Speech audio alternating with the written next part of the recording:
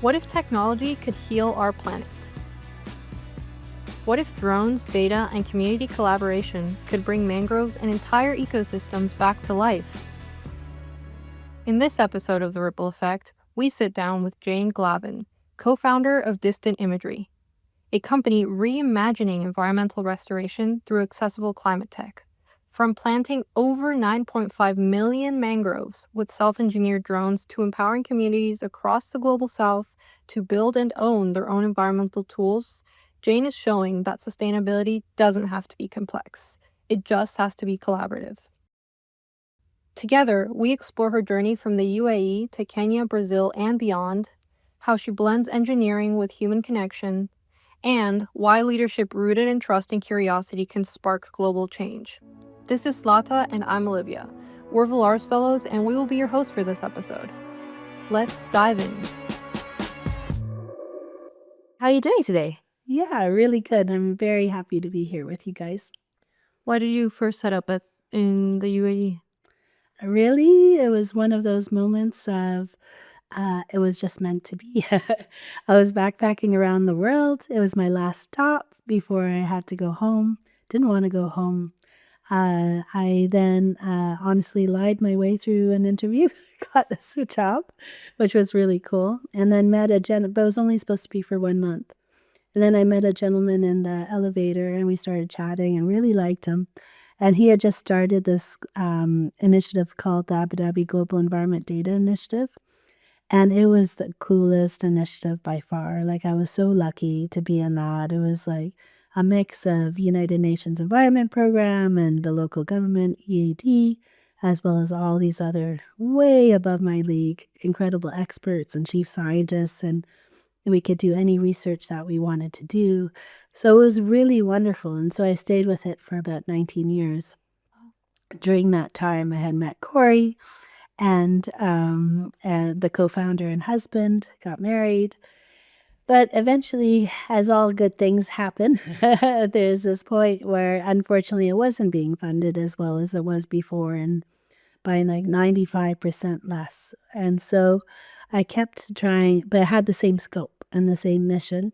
So I kept asking Corey, because if he can build a helicopter from the ground up, because he was an aviation engineer, you could build a drone or underwater 360 rigging or all these different things. And so that's how, so I kept asking him to do that.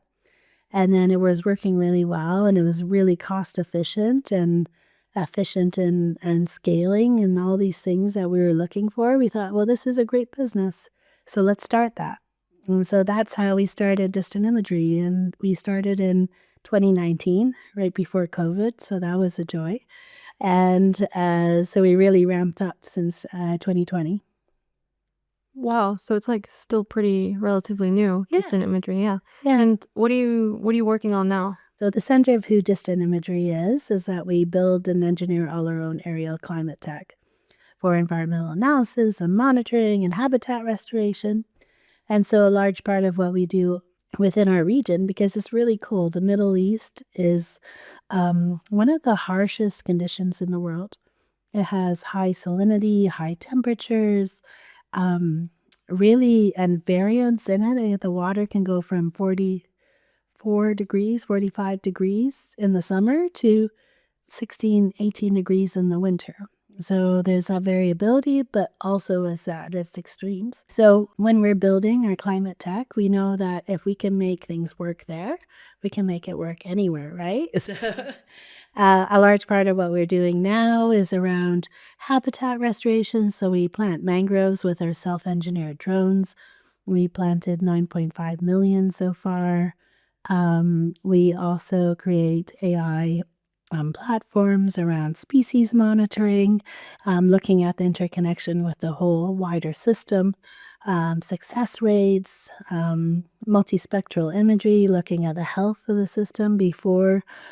The way that plants reflect light differs when they're under extreme stress, but we still see it as green. But the multispectral cameras can capture that, and we can see the risk before it actually happens as well. We also are building underwater ROVs now, and that's cleaning the corals from silts and from algal growth.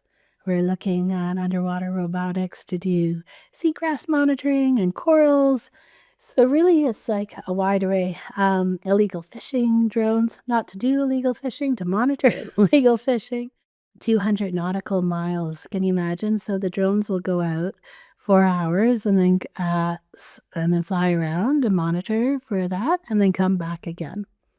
And so we're building hybrid electrics and hydrogen fuel cells, really just trying to be innovative, trying to be at the front end of looking at how to make, environmental work more efficient, more cost effective. That's the biggest thing, is that if you can reduce the cost, it becomes much more accessible and you can do a lot more change that way. And then what I love and absolutely love, and what I speak about a lot here in the Villar Institute, is around our community side. So we are a different business model. We're fully commercial, and profitable, very thankfully.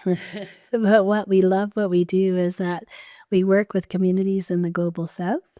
And so that means Tonga and Timor-Leste, Indonesia, Kenya, as well as Brazil, a beautiful woman-led tribe in Brazil. And we work with the communities to co-build and co-learn together. And what they physically build these solutions that we've tested at scale in our region, but we modify to what's available to them. So they're physically sawing, putting together components. These are wood drones, less than 6 screws, zip tied together, or kites or balloons or foam. They took foam from their area and they cut it out into a fixed wing drone and they're flying that. So they physically build everything themselves. We work on the methodology together. And then there's a non-licensing, but that just keeps our relationship together. And then they get 100% of the revenue and they get 100% ownership of that tech. And so they are completely enabled, empowered to do these projects themselves, which is incredible, right? Like having a tribe in the middle of Brazil or in Tonga be able to do habitat restoration or look at encroachment of their lands or whatever it is, empowering the global south, these communities themselves, to do it themselves rather than us going into them and assuming that what they know or need is all built for them and by them. And then we just ask for their modifications come back to us. And so from a business perspective, I then share those modifications to the other communities that we're working with. I get better and I become more efficient. And so there's not many companies or any companies I know of that share their tech in this way. But when you think about it, I get to test my tech in different conditions around the world, and different environmental conditions, habitat, cultural norms, the methodologies. So I get the best tech in the world. They get the best tech in the world because it's tested in so many different places. It makes me more efficient and cost effective, and I can run at a fifth of the cost of the competition and it still has 70% of revenue, of profit. So I'm doing really well. They're doing really well. They have 100% of the revenue. They're growing, we're growing, and so it's a real case of actual both of us getting better at the same time. Extremely interesting to hear all of those projects that are spread around so many different fields and widely all across the world in so many different areas.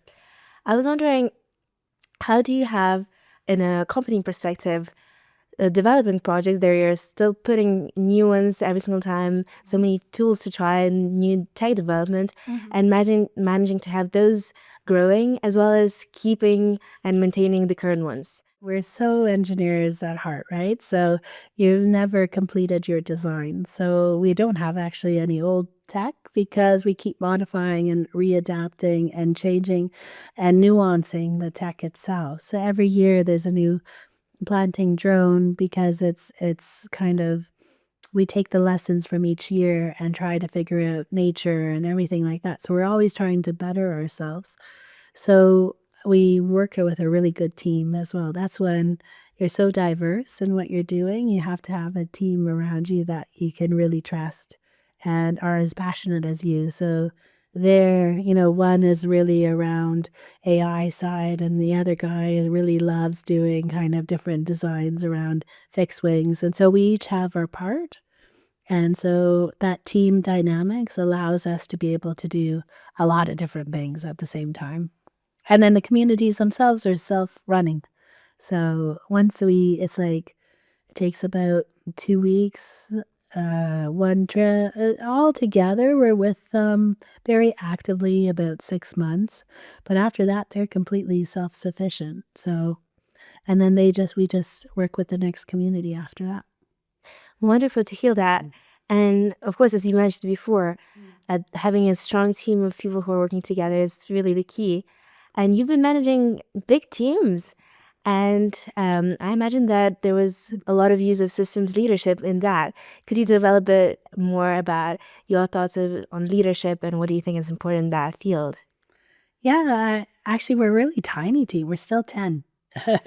So choosing those 10 people was really critical, and then we bring on others with us. So I think systems leadership for me is trying to find where people are most passionate about and then working together, understanding that I don't need to know everything, and nor should I try to know everything, and relying on the trust of the people and trusting the people around us, and then knowing when to bring in others to help fill those gaps that we have in our team. And then collectively together, we work really well. So it's that understanding, that to me, that systems leadership is understanding that you can't know everything and when to bring on new people, when to rely sometimes on external teams to fill those gaps, and then to take the pressure off as well, and then find really cool people that are super, super passionate that as you're not convincing somebody of your purpose, they've already are so excited to have and they have the same similar purpose. And then together, that's when you make change. That's amazing. Like, when Sled asked you the question, how many people, or no, when you started telling us about the amount of people on your team, I was not expecting 10 Yeah. because all the But work. we actually kept it really small too, because you can't go to like a developing community, right? And you have like 100 people or 50 people and you have a $40 million lab, right? Yeah. We started in our garage. We started with things that are accessible, and we still maintain that idea that we're pretty low tech in our warehouse and what we work with. Sometimes when you're doing the hybrid electrics and things like that, yeah, we have some nicer tech for that. But when we're talking about the community stuff, if I can do it with 10 people and I can plant 9.5 million mangroves with 4 drones that I built myself in this garage, then you can too. So that was kind of purposeful in that keeping very efficient. I 100% agree with that. And I also think the fact that you help them and you train them and you help them become self-sufficient almost, and they keep 100% of the revenue. Yeah. It almost seems like such a simple idea, Yeah. but no one's done it.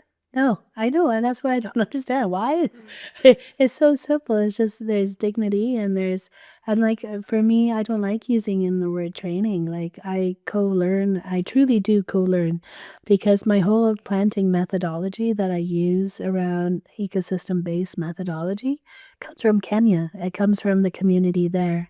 I'm starting beekeeping in the mangroves in Abu Dhabi.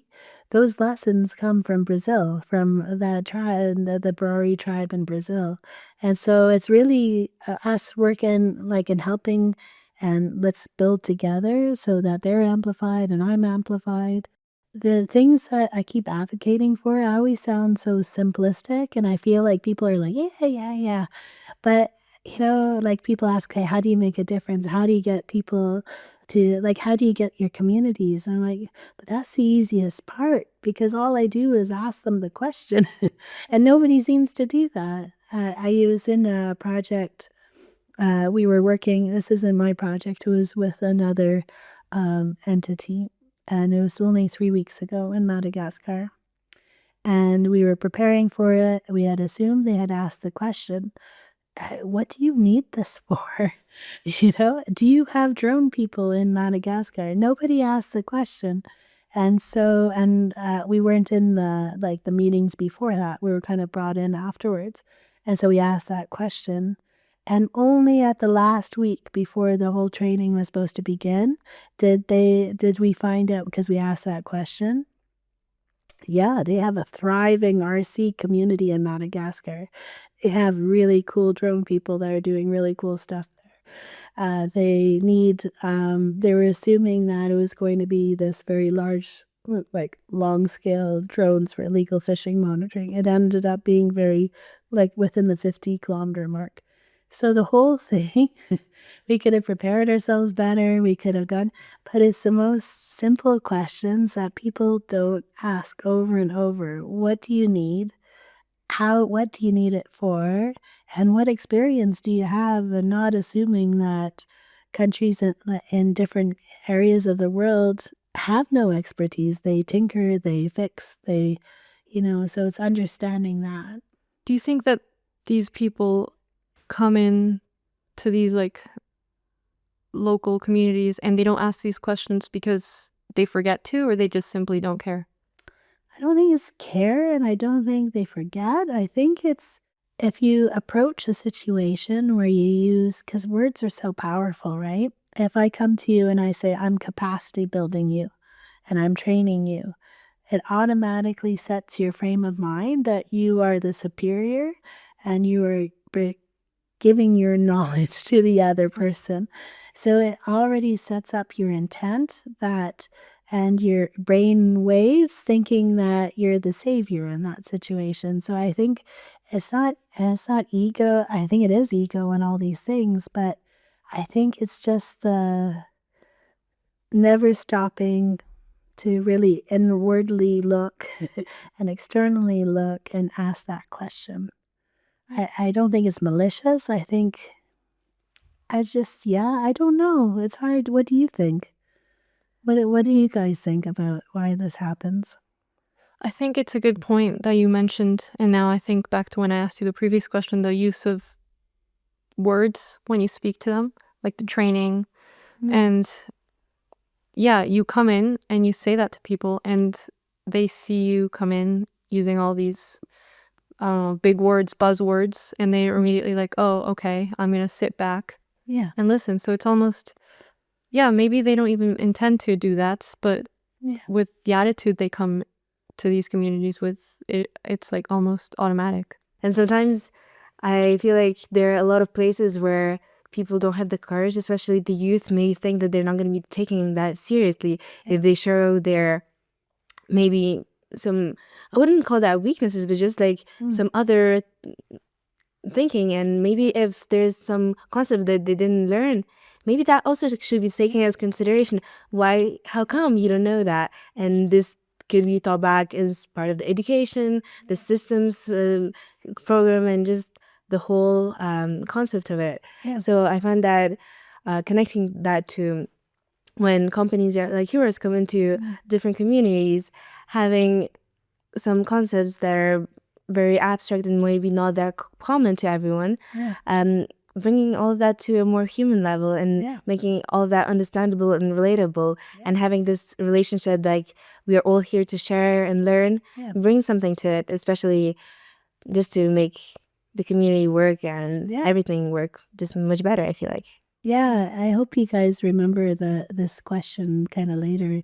That feeling, what you just described, when you are working with your communities, because they'll be feeling the same thing as you guys do, And so making it a safe space, making it so that it's non-jargonized language, making, all these things are the approach, and making it's evident that it's, whilst here it's intergenerational, with a community it's truly a both ways. Like, you're learning, you're absorbing, you're changing your ways.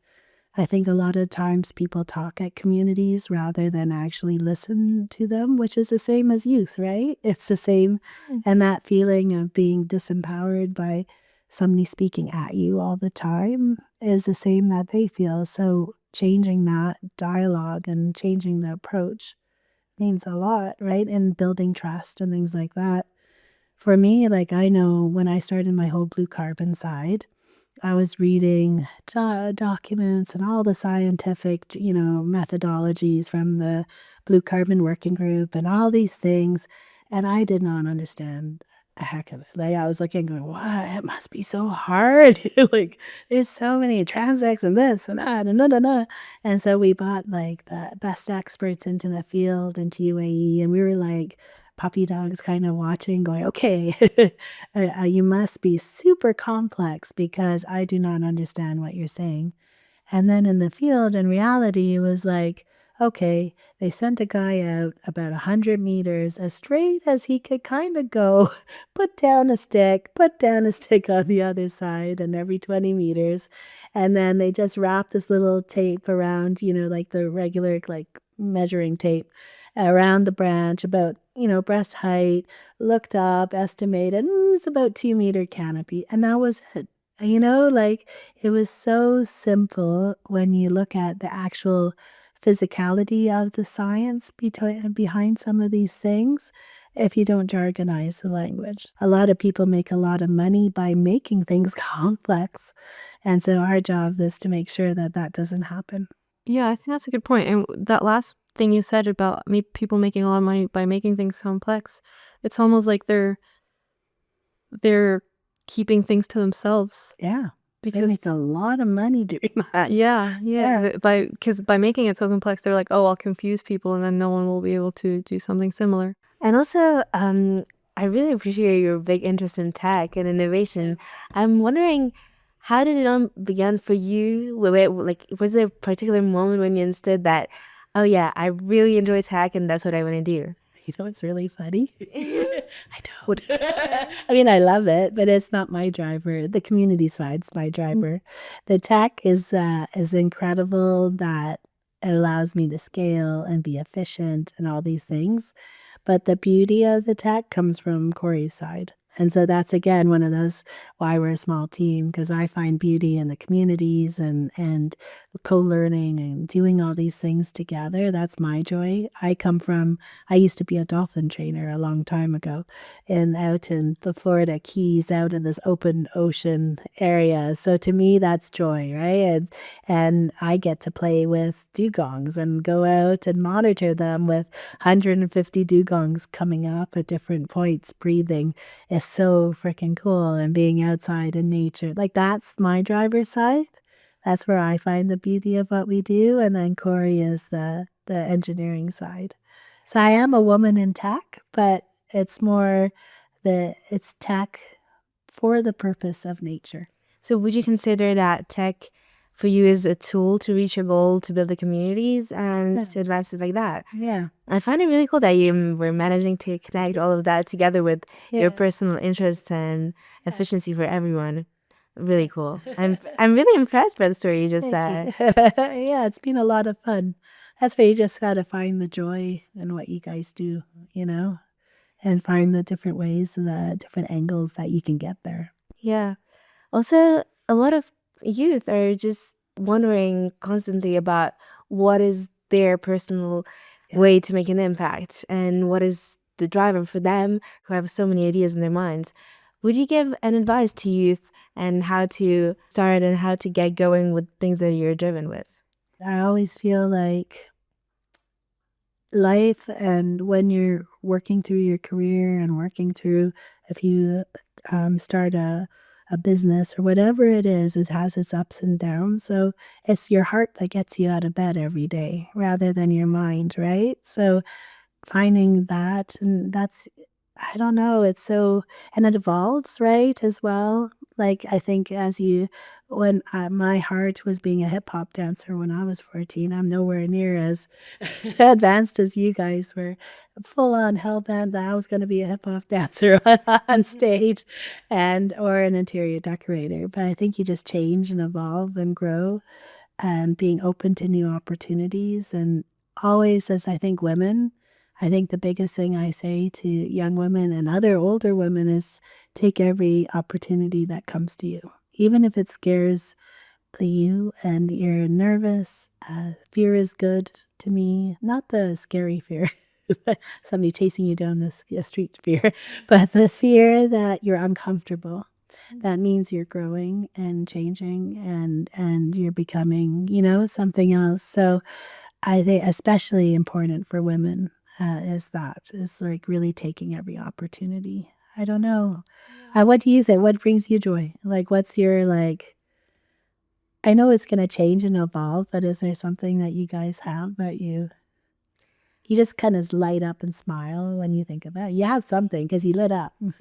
Yeah, it did lit up. And for me, something that brings me this idea of I want to do something, I want to go out there, I want to be involved, I want to be part of this world, is seeing the beauty that I feel like I'm I'm definitely really privileged to have the experiences I have, to have the network I have, to be able to see amazing places, and I really want to do my best to give an opportunity to others to be able to do that.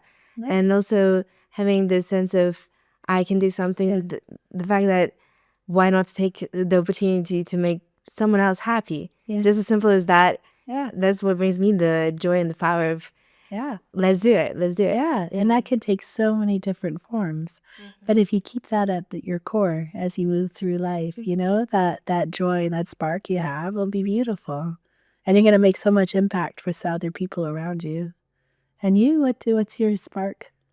For me, I think it's so when the way I was brought up was like my mom highly encouraged me to read a lot. And I don't know, like reading, learned about all random things. Like I can tell you so many random facts I know. Like she would buy me these National Geographic books. Oh, I love those. Yeah. And it's like maybe like 100 things, and you learn 100 new things. And I would always read those, and I don't know, I started thinking and making connections, and I started realizing, and then I read this one book, or I read it wasn't a book, but it was an article, and it told me about all the discoveries that have come from space exploration. And so I just thought that was so cool, because like there's so many, like I think there's like a diabetes drug that came from space. Yeah. And I'm just like how, like Wi-Fi came from space, and I'm just like, I mean, I'm sure they didn't set out to discover that, but that's what came of it. Yeah, curiosity. Yeah, and so to me, it's just learning about everything and Nice.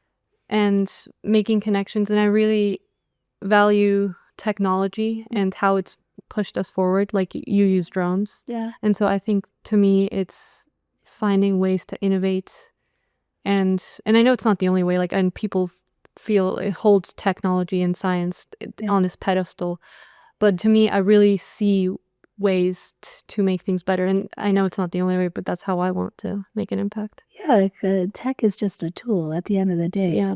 It's for a purpose. Yeah. So to glorify tech is kind of silly when it's the purpose that the tech is filling is what should be glorified. Yeah. Yeah. So you guys will be so powerful in your lives, and I hope I get to follow along, cheer you guys on.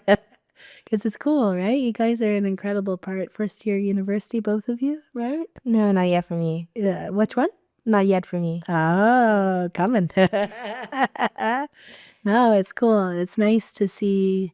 It gives us hope when we see, people like you guys that are, wanting to make change and actively going towards that. It's what the world needs. So, and whatever that spark, what you guys described, I hope you keep that.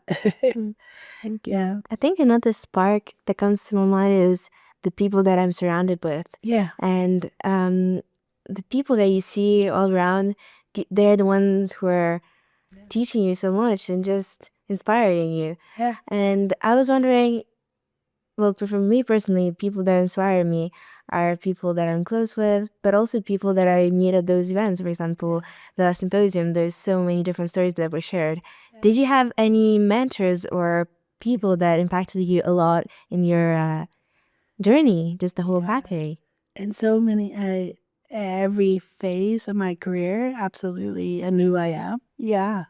Like, and they come all the times and different times. And I don't know, I like absorbing as much as I can. Like, I like being when I'm with somebody to really learn. So it ends up like, I know it sounds really hokey, but almost everybody becomes a mentor when you start looking at the world like, how can I learn from you? You know? So yeah, I have the big ones. I love Emma, Julia Martin Lefebvre. Oh my gosh. There was one moment where it was her and as the president of IUCN back then.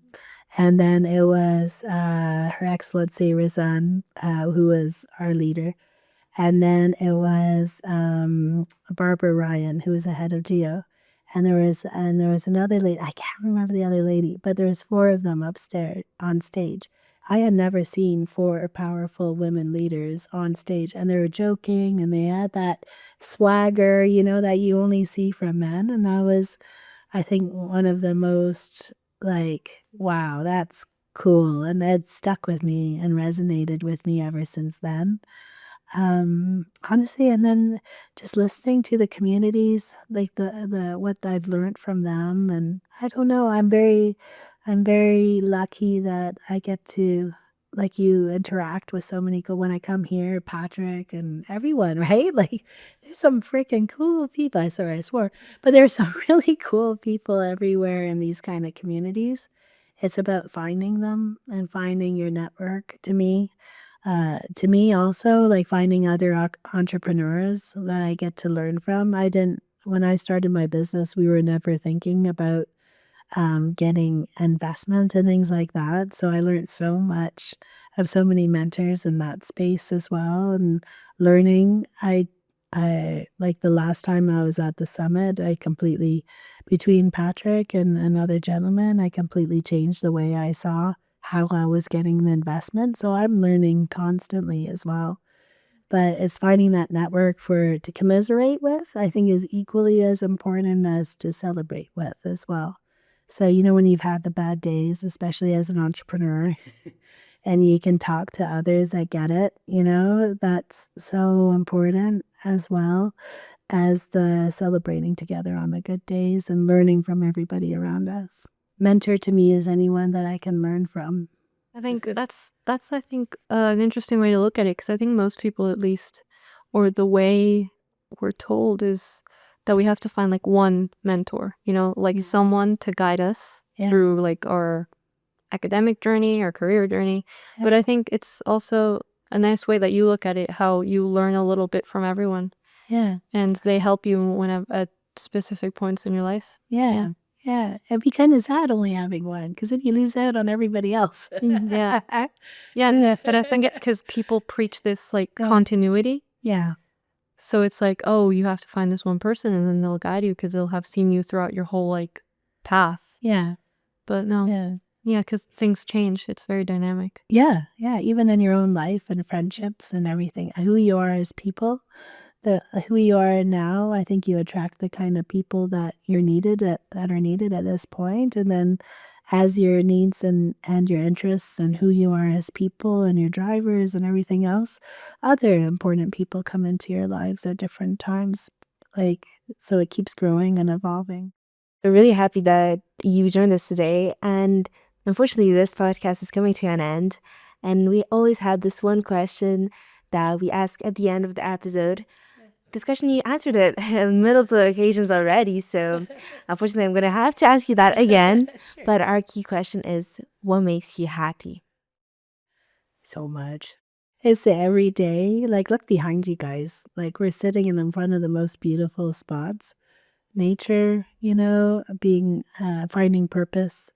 I think, like you, I love when I see the communities thrive. Like, there's nothing better than seeing like Nayla or Sulia or Tony, and they're wearing their traditional garb as and it's in the middle of a jungle or this and that, and they're making their own drones. Like, I don't know, there's so much joy in that. And then I think because I'm practical in the field, so when I see my like 5.5 million baby mangrove babies grow, like there's nothing like it. When you see like carpets of you feel like you've made an ecological benefit, and so I feel like I'm able to tell my kids and be with my kids that I am actually making change in the fundamental, actual, tactical way, which feels good, you know? Yeah.